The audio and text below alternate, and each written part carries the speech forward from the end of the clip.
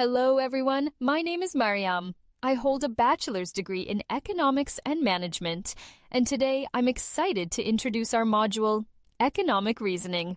In this module, we'll explore key concepts that are essential for forming strong, logical economic arguments.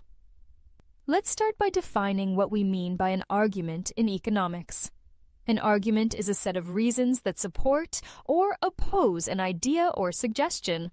It's not just about what you believe, but also how you justify and explain it.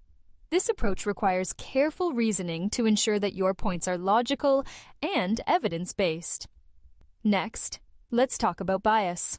Bias happens when we support or oppose a person or idea unfairly, often influenced by personal opinions rather than facts.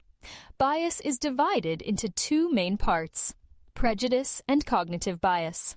Prejudice is an unfair dislike based on personal factors without evidence, like disliking someone simply because of their nationality.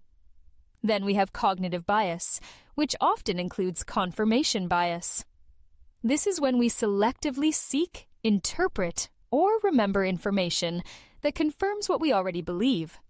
Think of a social media bubble, where we're exposed to information that reinforces our existing beliefs, rather than presenting a balanced view.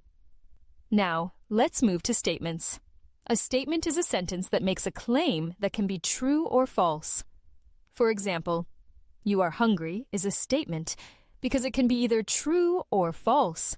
But a question like, "Are you hungry?" is not a statement. Statements are the building blocks of arguments. They give us a foundation to support or oppose an idea with clarity and logical structure. Thank you for watching this introductory video. In this module, we'll dive deeper into these concepts to help you build well-reasoned arguments in economics. Looking forward to our journey in economic reasoning.